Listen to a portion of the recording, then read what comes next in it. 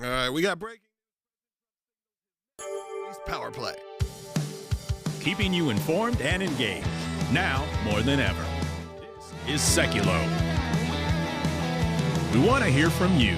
Share and post your comments or call 1-800-684-3110. And now your host, Logan Sekulow. Today we thought we were going to start off with kind of a slow news day, but you know what it seems like is there's a lot of chatter and a lot going on in Israel right now, as it seems that they may be priming Israel and Gaza to go into a ceasefire, actively ending the war in Gaza. Now, this is something that we have heard about a countless amount of times at this point. So, don't hold your breath. However, coming on the heels of what happened in Iran and everything else that's happened in America, and the deals that are being struck, and the Abraham Accords updated, there's a lot of chatter that would lead you to believe that there is more to this than maybe previous attempts at this. And I want you to hear straight up off the bat from Benjamin Netanyahu, who, as you know, has not really been someone talking about a ceasefire very much. He's been someone saying, you know what, the goal has always been to defeat Hamas completely, but maybe we can accomplish a few different missions simultaneously. This obviously comes from pressure from the Trump administration to wrap up this war. Let's hear from Prime Minister Netanyahu just from yesterday. Of course, we will also need to resolve the issue of Gaza to defeat Hamas. But I believe we will achieve both missions. Beyond that, broad regional opportunities are opening up, in most of which, almost all, you are partners. Beyond that, broad regional opportunities are opening up. This also comes when the members of the Israeli administration have been involved in conversations with America, and some of those do involve the releasing of the remaining hostages, or at least again, it's sad to say this, but a portion of those remaining hostages. And there may be some deal on the table to, again, put this finally to bed after a couple years. And I think you have an Israeli people that has finally seen what it's like to have relative peace over the last few days, last few weeks. But of course, over the weekend, it got heightened back up. There was more missiles being shot. More stuff started happening. When that happens, I think they go, wait a second. Remember those nights we had that were kind of peaceful? We're a peaceful people. Let's see if we can get there. And with the United States' help, maybe we can get there even sooner. Again, phone lines are open for you. I want to hear from you at 1-800-684-3110. Obviously, this is a big week in the United States of America, celebrating the 4th of July at the end of the week. No, a lot of you have been traveling right now. A lot of you are on vacation, but it doesn't mean you can't stay engaged on what is happening around the world. We're going to have a packed show later on, and we joined by Mike Pompeo. We may also be joined by our team at ACLJ Jerusalem. As you know, it's always a bit up in the air whether we can get them, if the connection works. But I want to encourage you right now, the ACLJ is involved in a lot of big key issues right now. You know about last week, we've been fighting against the abortion industry. There's some big news, by the way, on that case in Massachusetts. You know, we've been talking about that for about a year now since I made that trip to Boston. I can't wait. We can't share it with you yet, but tomorrow's broadcast, we will be able to, as of now, share some eye-opening and shocking information that is coming from there. So you want to stay tuned to that tomorrow. But Will, phone lines are open because we definitely want to hear from people because they may not see a end to the war in Gaza as a positive. That's right. And there are many factors that even the Israelis will have to take into account as they have these meetings, because right now, Ron Dermer, the Minister of Strategic Affairs, he's the former ambassador to the U.S. from the Israelis, is coming to Washington to meet with the Trump administration. And he's kind of seen as almost as Bibi Netanyahu's right-hand man in this. He has been leading the hostage negotiations with Hamas, so he's right in the thick of this.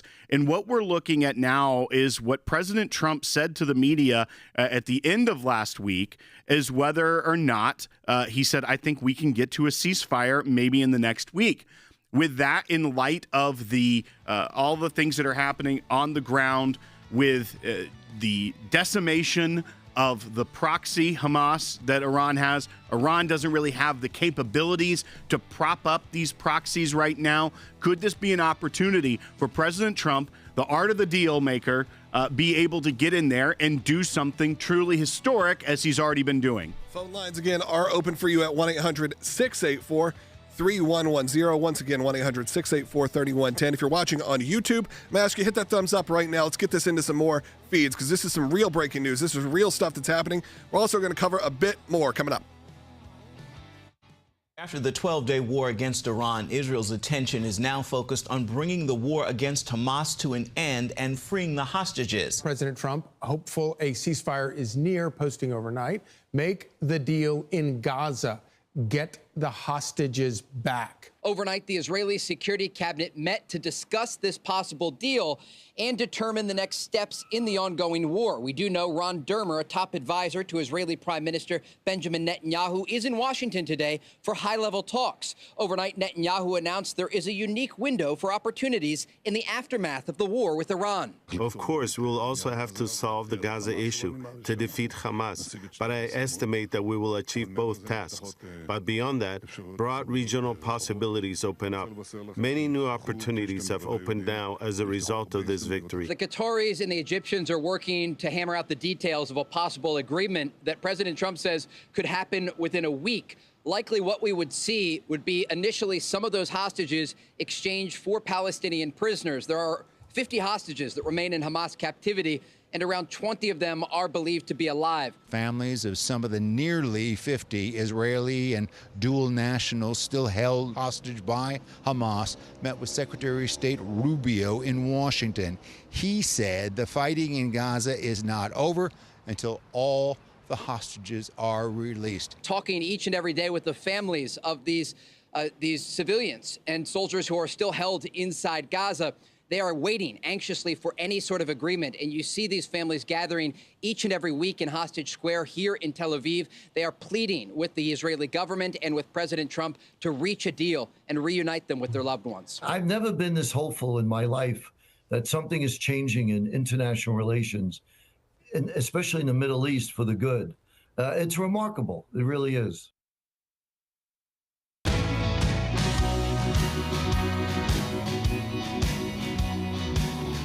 Welcome back to Sekulow. Phone lines are open for you right now. I really would love to hear from you. We know a lot of people are just joining us right now, so we're going to restate what's going on. There is some movement out of the Middle East. You may go, Logan, that's nothing new. But this new movement actually seems that Prime Minister Netanyahu of Israel is starting to at least consider what a ceasefire will look like. President Trump even posted last night something to the effect of, get the deal done in Gaza, release the hostages, get it done. We know they've been working overnight to see this happen. I think President Trump's coming off the heels of what happened in Iran. And while there was some hiccups there, overwhelmingly so far, it has been a quiet week or so now.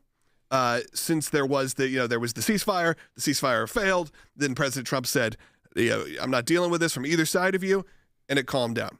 Now, we could actually see some movement to the end of the war in Gaza, and there's also movement in the Abraham Accords, which I know we'll talk about that with Mike Pompeo, as he was one of the people who really was one of the founders of the Abraham Accords and got that done later in the broadcast. I think it's important to remember that they're still intact. I even asked Will that today. I go, well, what's even the status of the Abraham Accords? Because post-Trump, in the Biden era, it felt like we never talked about it, and it felt like that they had just put them through a shredder, if you will, in the way that America spoke about this. But it's not the way America is speaking about it. It was the way that Israel was having relationships with other countries that were never necessarily adversaries, but were countries that were maybe hostile. You could say there was an unrest between Israel and some of these places. And finally, you had a time when Jewish Israelis could travel to the UAE or to wherever and celebrate Hanukkah and have holidays there and use these big tourist destinations. Because at the end of the day, a lot of the interests are no different than the interests of the United States: tourism, money,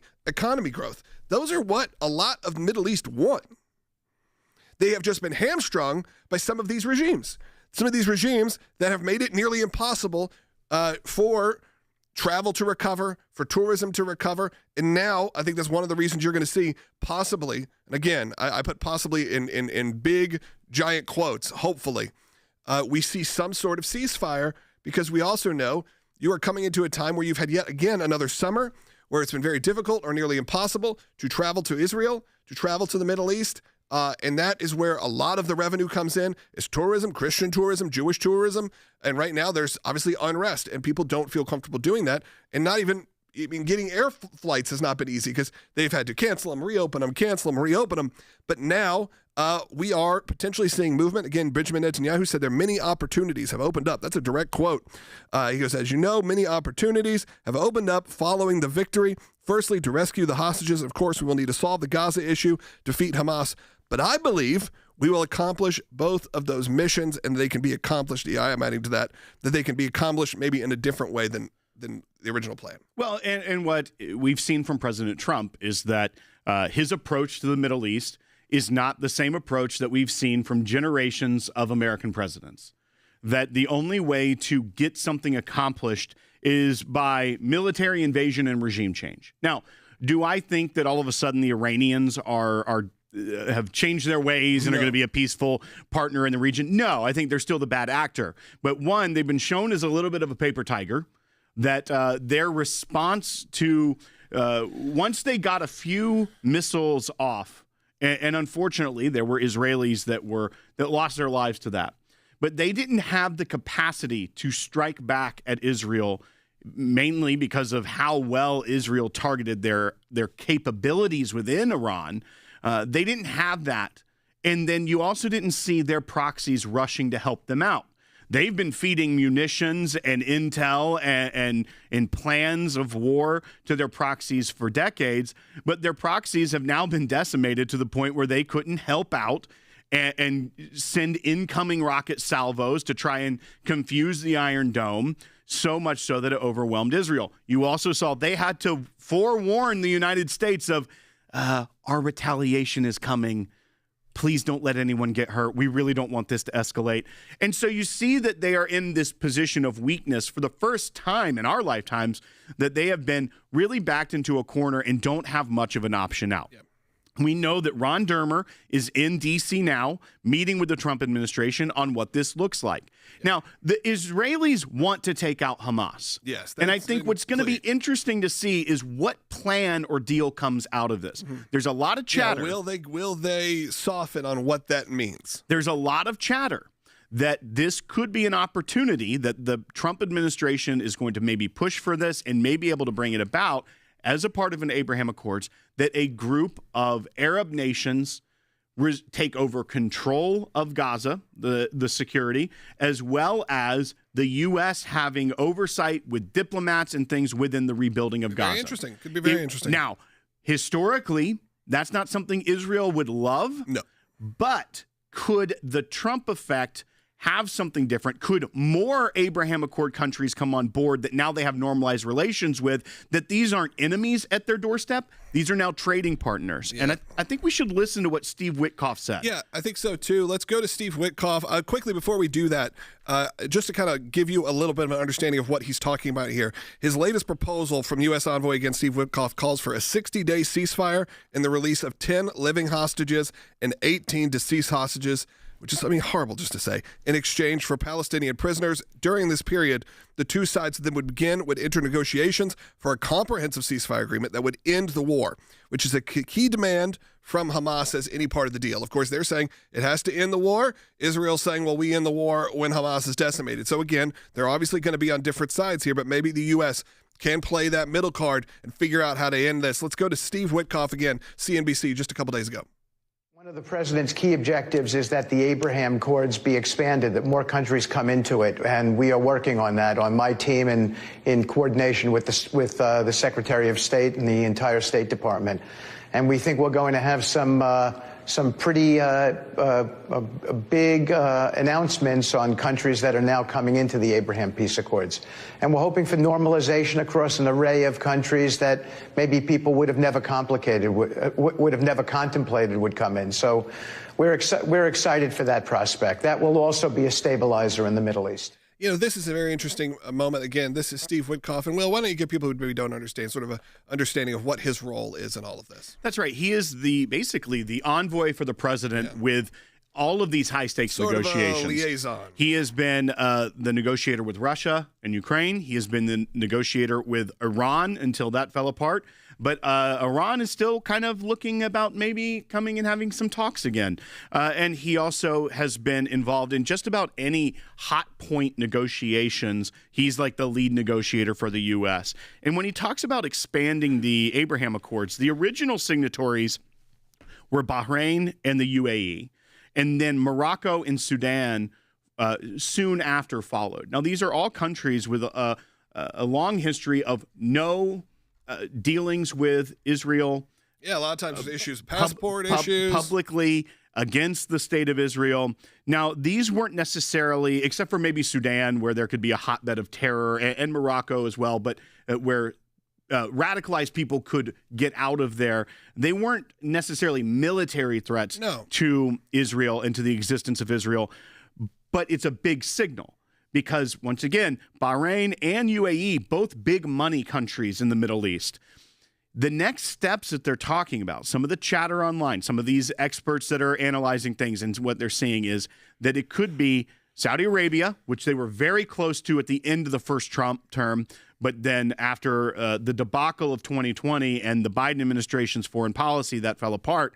So that could be an option returning to the table. And when he mentions even countries no one would have thought of, the two that are popping up are both Lebanon and Syria.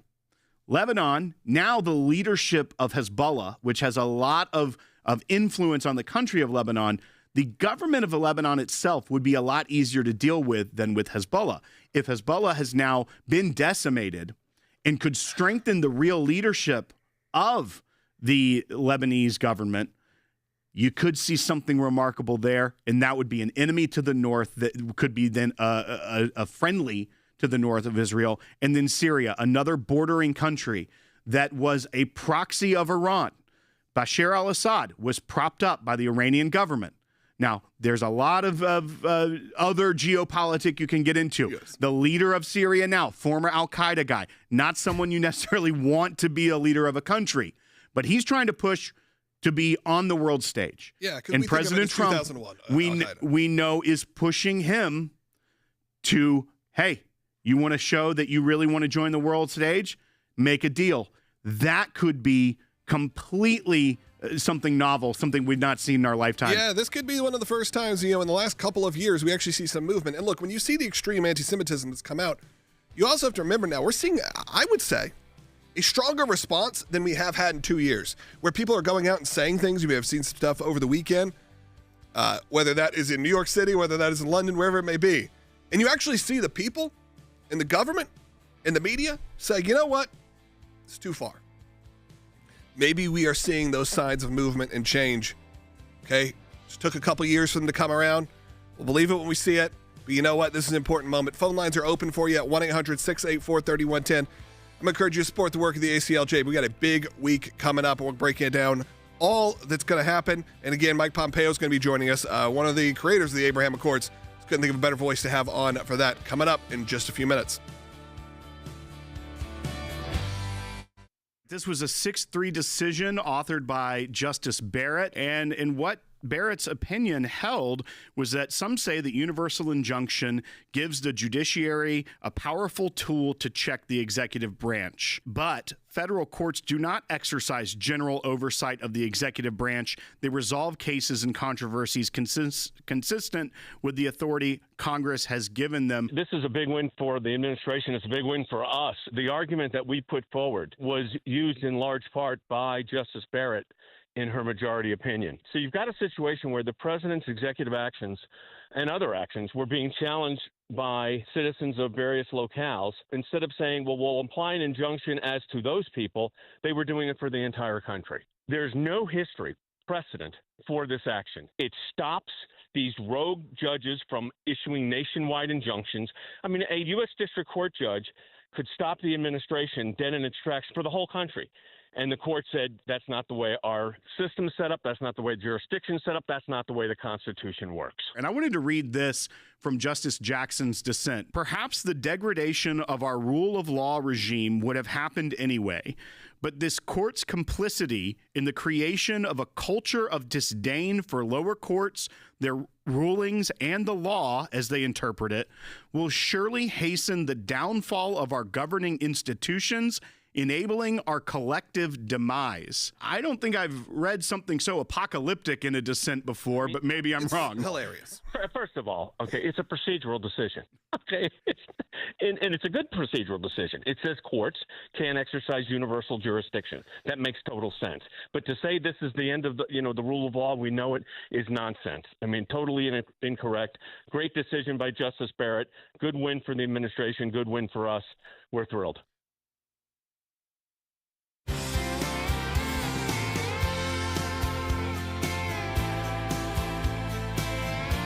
Welcome back to Sekulow. We do have a few lines open for you at 1-800-684-3110. I'd love to hear from you. A lot of you are watching right now. I'm encourage you, if you're watching on one of our social platforms, whether that's YouTube or Rumble or even on ACLJ.org, I'm going to ask you to hit that thumbs up. Only a few of you have, and it really helps when we get that into more people's algorithms. It's a whole game you got to play right now, but over 500,000, almost 500,005 subscribers, 505,000 subscribers have subscribed on YouTube alone. Understand the impact of that. When you have millions of people that watch on YouTube each and every week, which we do, that is bigger than a lot of what the mainstream media gets on their television networks, what they get on their podcasts, what they get on anything. We are able to provide an alternative look at this, whether that's through talking about the news, but also talking about how we can be directly involved. You know how we've been directly involved in Israel. You know how we've been directly involved with the work in the Middle East. And, of course, at the European Center for Law and Justice, my brother just returned from. I think he's still probably recovering from jet lag after a month of traveling to make sure that your voice is being heard all over the world. We'll hear from him as well. And, of course, this is on the heels of the 4th of July, the day that we are going to be celebrating our nation's freedom and independence. And we can't forget that right now. And it is a big week, and I know it's a travel week for a lot of you. A lot of you are maybe listening on the road. Maybe you're on vacation already. Maybe you're checking this out hours later. Maybe you're laying in bed after a long day at the beach. You got that sun sleep. You know what I'm talking about, Will? Oh, it's the best. You get that sun sleep, and you're like, I need something to chill out, so you put on this show because you really want to hear about what's going on in the Middle East. Well, sometimes you got to get caught up on the day's events, especially in the middle, at the beginning of July, as we're approaching that just one day away. But one thing I do want to bring up, Logan, in light of this, and I want to ask the callers, do you think that President Trump's novel approach to both the way we're dealing with Iran, the way that he's pushing for a different path forward in Gaza and the end of the war, it's on brand for him because he's saying, what does he want? Less killing. I'll make sure they know you said end of the war. End of the war, not the end of the world. Not the end of the world. We'll talk about that later. End of the war, and that he's pushing for these things because his goal, as he stated on his campaign in the first administration, is he wants less killing around the world. Do you think that his approach could work to some of these complex issues that have riddled American administrations for decades, for generations? Before we were even alive, these things have been going on. Do you think that this could actually bring about unique, different, lasting change in that region? Give us a call at 1-800-684-3110. But I think we should also talk about this because the mayoral candidate of New York is getting a lot of press these days. And he was on Meet the Press with Kristen Welker over the weekend on the Sunday shows. And he was getting questions about his refusal. Yes. This is Zoran Mamdani, and he has been criticized a lot because he has been seen at pro-Palestinian protest. He has taken part and been alongside of people that are using genocidal language. And he was asked about the term globalize the intifada, and I wanted you to hear his response because many people these days thought they could solve the problem now by pushing genocidal talk on the world stage. We've seen how big and broad the anti-Semitic rhetoric has gone around the world. And this is now a candidate to be the next mayor of New York and how he's handling it. And then we're going to contrast that with how President Trump is actually putting words to action and getting things done. But let's roll bite 6 for people. Asked about the term globalize the intifada, if it makes you uncomfortable. In that moment, you did not condemn the phrase. Now, just so folks understand, it's a phrase that many people hear as a call to violence against Jews. There's been a lot of attention on this issue, so I want to give you an opportunity to respond here and now. Do you condemn that phrase, globalize the intifada? That's not language that I use. The language that I use and the language that I will continue to use to lead this city is that which speaks clearly to my intent, which is an intent grounded in a belief in universal human rights. And ultimately, that's what is the foundation of so much of my politics, the belief that freedom and justice and safety are things that, to have meaning, have to be applied to all people, and that includes Israelis and Palestinians alike. This is the issue here, because 90% of what he said is typical political jargon. There's nothing wrong with it. It's just saying, it's the full diversion. But he's diverting from a question from Kristen Welker on Meet the Press. This isn't like he's put in some situation where he is under in a hostile environment, feeling like he's about to get set up. She's giving him the opportunity. Really, that's what it is. Kristen Welker is saying, here's the opportunity to clear this up. And instead of clearing it up, takes a turn. And you know what that turn says to me? Because when I really read it, and I hear him, he may be somebody. I mean, look, he's certainly on the other side of this issue. But he may be someone who says, you know what, maybe we shouldn't use that. But he's too scared to say that because his whole base is this. And this is when you have the media, like I said, over the last few days, and it's with him, and it's with what happened at Glastonbury, you see this shift coming in the media where they're all of a sudden saying, you know what, the rhetoric and the acceptance of certain rhetoric against Jewish people, against, by the way, mainstream Muslim people, against people of all faiths, maybe we have taken this all too far. And I think this sort of referendum you're about to see on Imam Dani, or you see of what's going on in the UK, is that sort of gut punch to say we need to fix this issue. But he's given the opportunity to fix it. To say, you know what, he goes, it's not words I use. I don't use globalize the intifada. Well, and the problem is, and we don't have to belabor this by playing 2.5 more minutes of him. She pushed him 2 more times, saying, no, but will you condemn the phrase globalize the intifada? And in the very last one, because each time he diverts, he says, I don't want to go down the line of language and making clear what language I believe is permissible or impermissible takes me to a place where the president wants to put people in jail for saying certain things. He turns it back to Trump and tries to make it. But globalize the intifada means bring Palestinian terror worldwide. Yeah, we have to define what that means. The intifada were terrorism against Jews in Jerusalem and across Israel as a pushback. It means that they wanted to take over. And when you globalize that terrorism, that means terror everywhere. So you can't condemn saying worldwide terror. You can't, you have to say, those aren't words I use. Imagine if you, after September 11th, this is the man running for the mayor of the city that was struck not just, what are we at, 24 years? And he's now unable to say, I condemn people wanting to globalize terror.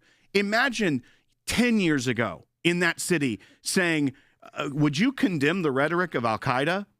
I mean, it's not the words I would use, but I don't want to go down the line of parsing out things. Terror is terror. And you should be unafraid to call it that. And it's unfortunate that he feels like he needs to do this. And again, the only way that it gets changed is if the voter base also changes. We need to work on that as well. We need to make sure that we are getting all the truth out there. And the team at the ACLJ does that, but we can't do it without you. We're about to head into the month of July. It's going to be a big, hot summer, and we need you. So go to aclj.org, be a part of the team right now. Join us in the fight. Become an ACLJ champion if you can, which is a monthly recurring donor. But again, it's the end of June. We've got a big, big month ahead of us. So I encourage you right now to do that. We got a second half hour coming up. Find us broadcasting live on aclj.org, on YouTube, on Rumble, and of course archived on later on. We'll be right back. Israel is under attack. And every day I see ordinary Israelis acting as champions. Not to win medals or glory, but literally fighting for their very right to live, to exist. Being a champion means choosing to do what's right, to do what's hard, no matter the cost. Here in Israel, it can be a dangerous stand to take, but it's essential if the Jewish state is going to survive. As an ACLJ member, you have an opportunity to be a champion too. You can make a difference. You can impact real change and defend life, liberty, religious freedom. While the media and the misinformed march in support of terrorists, even in America, you can stand strong for Israel. By becoming a monthly donor, you can become a champion of life, a champion of liberty, a champion of freedom, a champion for Israel. Become an ACLJ champion. Go to aclj.org champions now.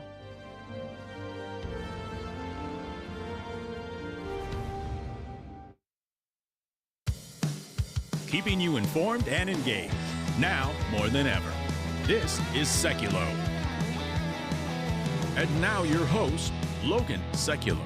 Welcome back to Sekulow. Second half hour coming up. We got to restate what's going on. We weren't sure exactly what we were going to talk about this morning. There's obviously news that happens over the weekend, but it was relatively quiet. But of course, what happens is there's finally movement that may indicate the war in Gaza could be coming to an end. A lot of people have questions about this. And I did see, and a phone line unfortunately just dropped off, someone who called in. You can call in, by the way, at 1-800-684-3110, asking, well, how do we trust these ceasefires? How do we trust the end of the war? And the question is, or the answer to that is, it's very difficult.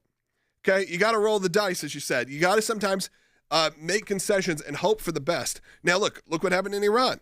There was a brief moment of tension there, but look, it's been relatively quiet. That's a good thing.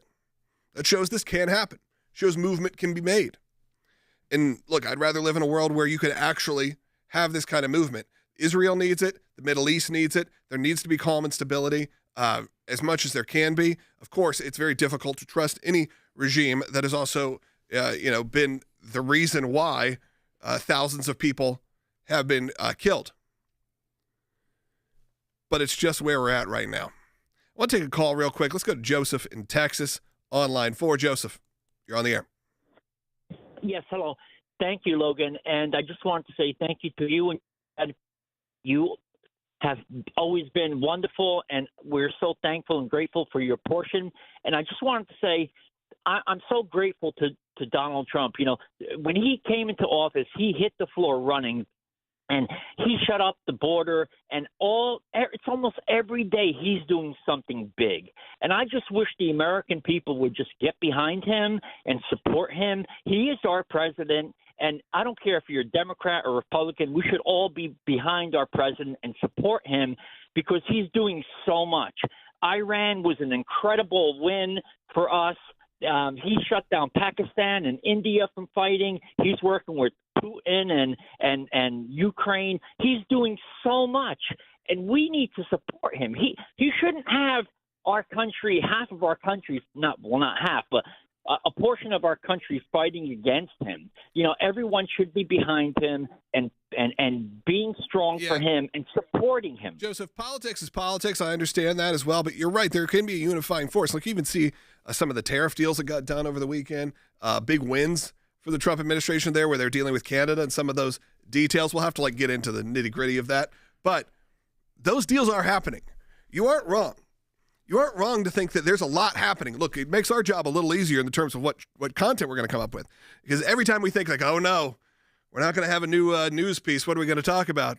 Something comes up, and it's usually, like you said, Joseph, something with monumental consequences. Like, I don't know, peace in the Middle East.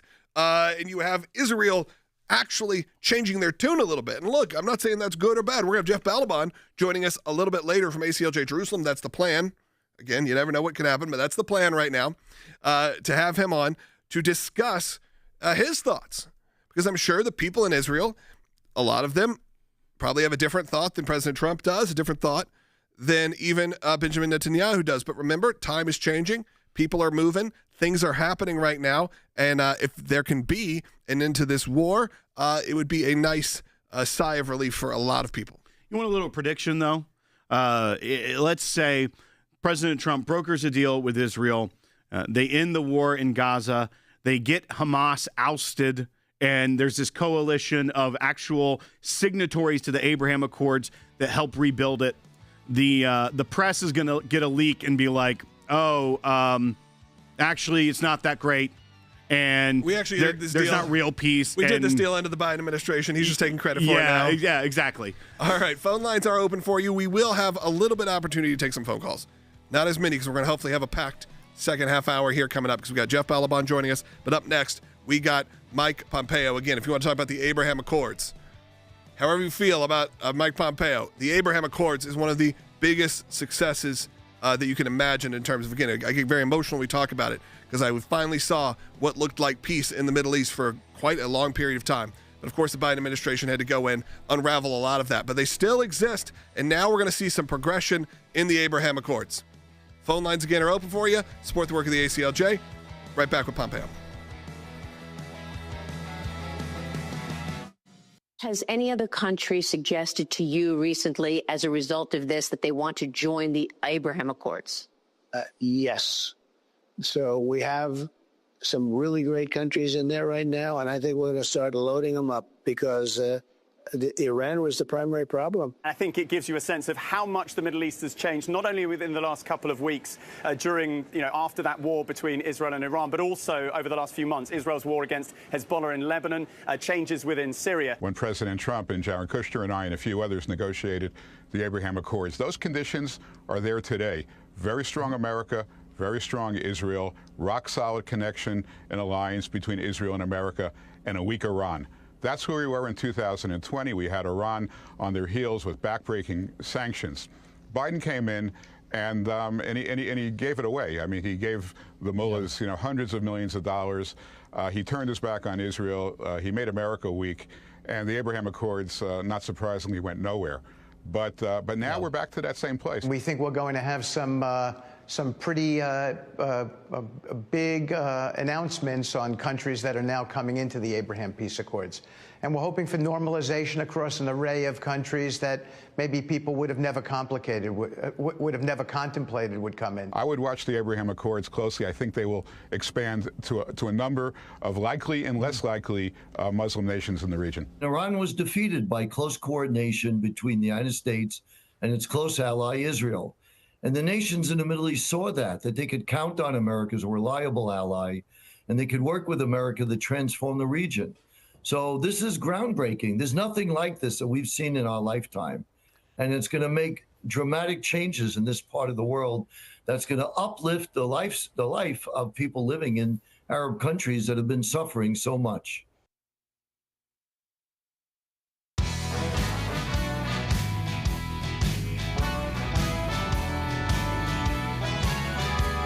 Welcome back to Sekulow. Secretary Mike Pompeo is joining us right now. And Secretary Pompeo, I wanted to get your feedback initially. It's why I jumped right in on this, because the movement that's happening right now that does indicate that we may see some changes in what's happening in Israel and what's happening in Gaza, but also the potential of more countries coming on board to the Abraham Accords. Unfortunately, the Abraham Accords is something that felt like a bit of the past. It was something that you had such a strategic place to play. You got so much done during it. And unfortunately, during the Biden administration, though technically it was still on paper, it felt like America was no longer supportive of it. But it does seem like there may be some movement to finally see more countries joining up on the Abraham Accords. And you being one of the architects of it, I wanted to get your feedback on that and why it is important that this exists. So it's exciting to hear that Trump administration thinks there may be others joining the accords.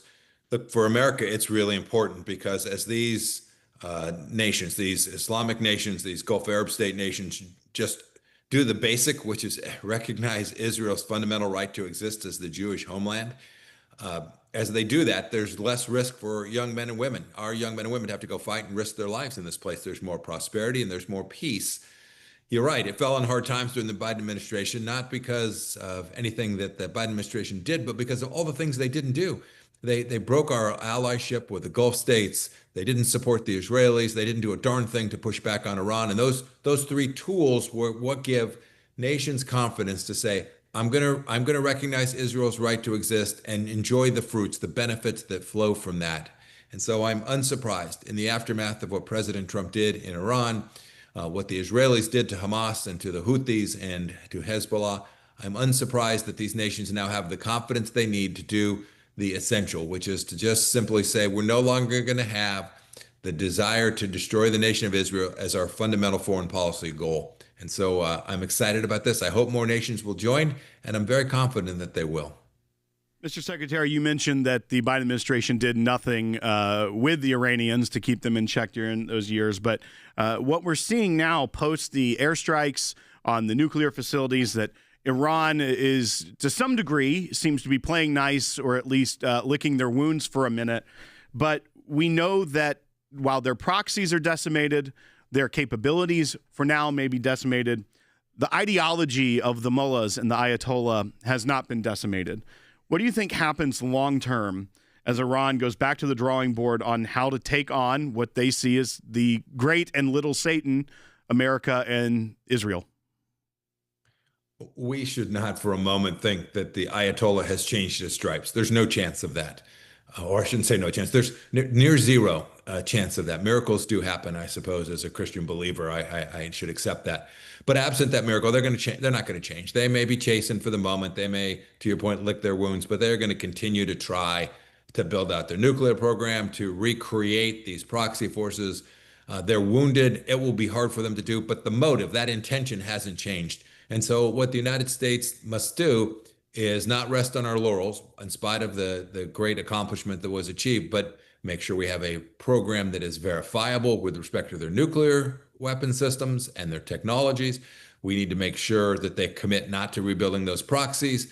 Their ballistic missile program must stop forever. It's not enough just to get rid of the enriched uranium. It is not enough just to set back their centrifuges. Their objective remains. And so we now have a maximum point of leverage created by President Trump. We should use that leverage to get a comprehensive resolution with the Iranians, or accept the fact that this is just a pause in the conflict and that we will one day again have to go back at this, because the Iranians under this regime are unlikely to change their goals.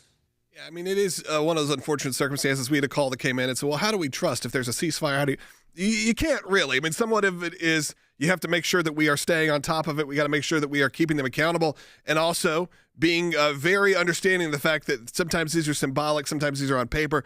But look, we also had, and it's something I wanted to get your thoughts on, the successful attacks in Iran, where they took out, obviously we all know about this, took out the nuke facilities. However, a bunch of information leaked out shortly after. And now a lot of people, the FBI said, hey, we're gonna have an investigation on this. It was you, someone who was obviously director of the CIA at some point. What are your thoughts on the fact that we need to make sure that those who are leaking this information, that this information is getting out, which is crazy that it's getting out, but it's getting out and it's getting to the press, that those people that are leaking are found out and are held responsible? I lived this for 4 years, especially when I was at the State Department. The risk that someone will take private information or classified information, or just information that is not timely for the public to know for a host of reasons, and put it out, is unacceptable. I'm equal opportunity. That was unacceptable if it was someone who was in the Biden administration leaking to, a conservative outlet. It's not how our U.S. government must be. And so I hope they'll investigate. I hope they'll find them. I hope they will make sure they got the right person. And when they do, I hope they'll prosecute them to the fullest extent of the law. Individuals don't get to make decisions about releasing classified information. Only the president and his designated folks can do that. It is harmful to American national security when our leaders, wherever they sit politically, when our leaders are unable to have conversations or pass documents that have to be private for a host of reasons. When they leak out, we really risk the ability of the executive, the commander-in-chief, President Trump today, to make good decisions with confidence that they have our young men and women safe if they're going to move into harm's way. If we have risk that someone will learn about an operation beforehand, boy, that is really dangerous. One final question to you today. As we look, we know that Ron Dermer, who's the Minister for Strategic Affairs in Israel, former ambassador to the United States from Israel, is in Washington meeting with the administration, and there seems to be a push also to end the war in Gaza from the Trump administration. Once again, we know that these wars can never be fully ended until the ideology is eradicated. But is there some hope that the hostage situation with those remaining that are purportedly still alive, as well as the remains coming home to family, and that a new chapter, even without Hamas, could begin in Gaza under American strength and leadership with the Israelis and potentially, hopefully, with new Abraham Accord allies as we look forward. I live in hope. The ACLJ has been so involved in helping get these hostages back to their families. Bless the ACLJ for all of its work. Look, I hope we can find a pathway to get the hostages home and the remains of those who have perished under control of Hamas. I hope we get them back just as quickly as we can. And I hope you can find peace in Gaza. But I must say, they still have thousands of folks that are under arms. There's still folks who are trying to undermine Israel's security, and the Israelis are going to have to make sure that they stay on top of this. Since October 7th, this terror activity that took place on October 7th, 2023, Hamas, just like the Ayatollah, hasn't changed its stripes. It's going to require enormous vigilance for a long time. And we ought to make sure we are able to feed the kids that sit in Gaza. They are truly innocents. But the security requirements there are going to remain, and a ceasefire, while useful, still presents risk that Hamas will try and build itself back and again present risk to the United States and to Israel. Thank you so much for joining us. Mike Pompeo, Senior Counsel for Global Affairs here at the ACLJ, and just an invaluable voice for all of these things. So it's been so directly involved, and I always appreciate you joining us each and every week. Michael's calling on line one. I want to take this call because I believe in the next segment we are going to head over to ACLJ Jerusalem with Jeff Balaban. We're going to do our best. So this may be one of the last calls of the day. We'll see. Michael, you're on the air in Florida. Gentlemen, that last bite that you gave for what I believe to be the candidate for the New York City mayor. Yep. We're also familiar with Kamala's version of a word salad. To me, what he was talking about was an Ivy League word salad. Exactly, Michael. And that's what I said, you can tell he is parsing his words intentionally and just kind of rambling on to not answer the question, which is very typical politician to not answer a question. But it's almost as if they were softballed this question, giving him to it easy, saying, hey, you know what? Let's clear this up, give you the opportunity to do it. I believe they've asked him many times, do you think Israel should be a Jewish state? And he's like, I believe it should be a state for everybody. There should be freedom for everybody. And it's like, well, of course, but you know what we're saying. You know what we're asking here. And of course, he won't answer those questions. Do I think he's someone who has ill intentions to the people of Israel? I don't know. Do I think he's been an active participant, clearly, in the pro-Palestinian side? Sure. Does that represent a good portion of New York right now? Clearly. But what I don't like is just not being honest. And I don't like when politicians play this game. They pretend to be the new, young, hip group of politicians, but they still just don't tell you the truth. They still don't just tell you how they feel. They have to come up with, like you said, a word salad that says nothing and means nothing, but gets them through. Just gets them through an interview on Meet the Press. When we get back, we're going to hear again from our team at ACLJ Jerusalem, give you their perspective of what's going on right now, as we have heard the rumblings, the feelings that there are negotiations happening as we speak in Washington, D.C. and in Israel that could lead to another ceasefire, maybe a long-term ceasefire, maybe the end of the war. Again, I sound like I'm on repeat, but hopefully that's what we're headed towards. Because everyone wants, like you said, like President Trump said, the death to stop. Phone lines are open for you, but we get back, we're going to head to ACLJ Jerusalem.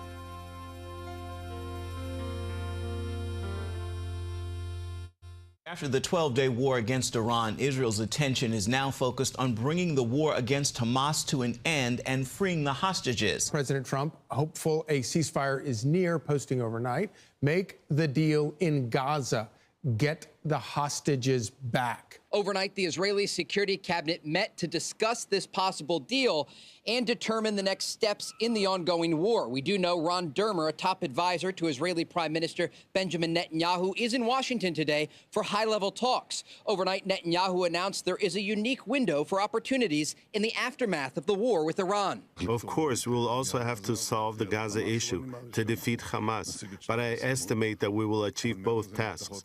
But beyond beyond that, broad regional possibilities open up. Many new opportunities have opened now as a result of this victory. The Qataris and the Egyptians are working to hammer out the details of a possible agreement that President Trump says could happen within a week. Likely what we would see would be initially some of those hostages exchanged for Palestinian prisoners. There are 50 hostages that remain in Hamas captivity, and around 20 of them are believed to be alive. Families of some of the nearly 50 Israeli and dual nationals still held hostage by Hamas met with Secretary of State Rubio in Washington. He said the fighting in Gaza is not over until all the hostages are released. Talking each and every day with the families of these civilians and soldiers who are still held inside Gaza. They are waiting anxiously for any sort of agreement. And you see these families gathering each and every week in Hostage Square here in Tel Aviv. They are pleading with the Israeli government and with President Trump to reach a deal and reunite them with their loved ones. I've never been this hopeful in my life that something is changing in international relations, and especially in the Middle East, for the good. It's remarkable. It really is.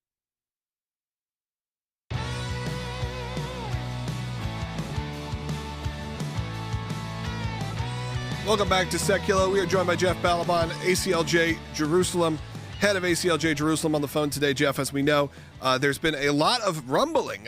We've been talking about it on this show. This morning, as we've been starting our show, prep, we're looking at what we're going to do. We're going to talk about. We're like, I don't even know what we're going to talk about. But then this sort of rumbling started happening that Prime Minister Netanyahu and the Israeli government is starting to discuss another version of what a ceasefire that, again, I feel like we're on repeat sometimes, could lead to the end of the war. Again, a ceasefire that would release a certain amount of hostages, living and deceased, as well as a ceasefire that would then begin negotiations to end the war. It does seem like we've heard this many times before, but just heading out of the success in Iran, maybe this is the time, and I wanted to get your thoughts. I'm not even sure if you would agree that this is the time. Well, I think that it might be time, in my view, this is not a war that started October 7th. This war, honestly, has been waged against Israel's existence since the beginning. We're approaching 100 years of this war. And I think maybe this is just a timeout to figure out a plan to really end this forever war. And I think that with Donald Trump in the White House, with the support of Republican House and Senate, I think now is a good time for Israel to reorder itself, focus on getting the hostages back, and think about a longer-term strategy than just win a battle or win a skirmish, but actually try to end this forever war. And Jeff, obviously things that we've talked about on this broadcast before, a lot of times we talk about these terms like ceasefire, end of the war. The war will never end, as you said, just because it never began just on October 7th. It has always been going on. It's for generations, for thousands of years, this war between countries that want to see the destruction of of Israel and the Jewish people, and they're very right for survival. But something like this, and I think a lot of times with the president that we have and the way that they go about things, if we look at just aside from the terms themselves, ceasefire, end of war, we need that after action that changes the reality on the ground. That a ceasefire with Iran right now is good because there's not missiles falling into Tel Aviv, but we know there's still an end game, that the Ayatollah and the regime cannot be a threat to Israel ongoing. A ceasefire here would need that after action as well, where the security and safety of Jews in Israel and all people of Israel are ensured in perpetuity. I think that Israel's enemies have all seen the strength of what Israel's capable of accomplishing, and it's seen that Donald Trump will stand with Israel. I think that everyone is reassessing their future in this region. And there is a moment, Donald Trump ran repeatedly, not just on ending Iranian nukes, but also on ending all these wars, not just even America's involvement in these wars, but these ongoing wars. And I do think, and I believe there's a time now, potentially, because the mighty blow that just was struck by Israel against the worst actors in the region, by Donald Trump along with him, there's a moment to really assess this and end this one. It does seem like it's eternal, but it doesn't have to be eternal. And, everything in Israel, it's very hard to think about Israel just logistically without thinking about the Bible or thinking about God or thinking about miracles. And everyone here is very conscious of that. Everyone here, even honestly, the most secular people here recognize that something much bigger at play. And it seems like we're entering a new phase of potentially for Israel's existence, which always, of course, means just as there's great good, there's always great evil in parallel. So hopefully we make the right choices, but it does feel like there's a change. I want to add something also that I just heard today shortly before I got on the air, which is with me, and I want to share with everyone, the ACLJ audience. One of the things that I am noticing here, and someone just articulated it well, is, Israelis, by and large, feel very alone in the world. And Donald Trump standing with them was very important. Showing that America stands with them is very important. But honestly, I talk from Jerusalem to our audience, mostly in America, I think. I think it's important also that not just the people that I speak with here at a high level, but that the Israeli populace needs to know there's so many tens of millions of supporters just in America alone, so many Christians who love Israel and who love the Jewish people and who care. And so, honestly, I think that's another role that ACLJ can help play. And I'm just sharing this because it just happened moments before I came on air, is starting to deliver the message to the Israeli public that they are not alone, that there are people who do care about this, and there is a moment to change everything. Yeah, Jeff, I think we saw some of that over the weekend. You saw, this is what happens, I feel like, maybe there's good that can come from the bad, which is when you have extreme rhetoric happen, whether that is some of the things that the New York mayoral candidate, Madami, has said, or you go over and see what happened in Glastonbury at the music festival, where there is a bit of a red line, where you see the BBC, you see America respond, you see people go, no, this isn't what we're talking about. You have now taken it over the line, and now you're going to see the consequences of that. I think this is an interesting time because it's like, how far could they push us? They pushed the American people and let's just say the Western people, including the UK, pushed them very far, and maybe that line is being pushed over the line, where a bunch of people, including the own government, has to go, no, we cannot condone this anymore. It's interesting that Israel expected that they were going to get sympathy and support after October 7th, which they got briefly, but then basically the world turned on it and said it's all your fault and you need to give these Palestinians a state and you're doing terrible things and they're calling for genocide in the streets and then isn't it interesting that when Israel extends itself and shows just what it's capable of doing, really, honestly, just wiping out Iran's air defenses and basically controlling stuff, that now there's support. You would think it would be the opposite, but the truth is, people are sensitive, whether they're conscious of it or not, to the fact that God's in play here. God's at work, and people are watching it. Yeah, Jeff, I appreciate you joining us today. I know that, look, currently in Jerusalem and throughout Israel, it's a difficult time, but also maybe there is some light on the horizon. Maybe there is some hope coming through. We appreciate you joining us, joining the team at the ACLJ, obviously keeping us updated, because we can talk about as much as we want. You're living it. You're there, and we appreciate it. It's why you brought on Secretary Pompeo in the last segment. Why? Because we're going to talk about the Abraham Accords. We're going to talk about someone who was involved in being one of the architects of the Abraham Accords. We're able to do that because of people like you who support the work of the ACLJ, who listen to this show, who watch this show, who engage on a daily basis on aclj.org and our social media platforms, who aren't just listeners. You are part of the team. You are engaging with us, and we really do appreciate it. Do we want to try to take this call, or do we want to or we're going to run out of time? Let's go quickly. Jeff, let's just give me a quick comment. I wanted to get to you, but hold for a little while. Jeff in Ohio, go ahead. Hey, yeah, Logan, I wanted to know, did Operation Rising Lion, we heard about how it degraded their air defenses, their leadership, but what about their secret police, the Mossad Iran? Are they degraded enough where the Iranian people may have a genuine chance to take their country back? Yeah, I can see Will's jonesing. Go ahead. Yeah, well, Jeff, I think that's yet to be seen. And I think it did show that their leadership weren't as strong as they projected to their people. Now, once again, the information within Iran is very limited. They did shut off the internet. The lies the Ayatollah is feeding the people are that they beat America. So it all depends on what information could get in there and if this is the right time for the people to overthrow that regime and create a true peaceful society there instead of one that is ruled by the heavy hand of this theocratic dictatorship. All right, that's going to do it for today's show. We really appreciate it. As we wrap up this month of June and head into July, we know a lot of you are going to be on vacation this week. So we encourage you, if you've been thinking about supporting the work of the ACLJ, it's a good time to do it. Go to aclj.org. You can join us in the legal fights. And, of course, tomorrow we're going to be kicking off even more throughout the summer. Be a part of this with us. Again, go to aclj.org. I appreciate everyone who listened today. I know that These shows can be packed with information, but hopefully we've equipped you with enough information to go take this, talk to your friends, talk to your family. Hopefully you have a good 4th of July free of politics. But you know what? If it comes up, you're going to be ready. Talk to you later this week.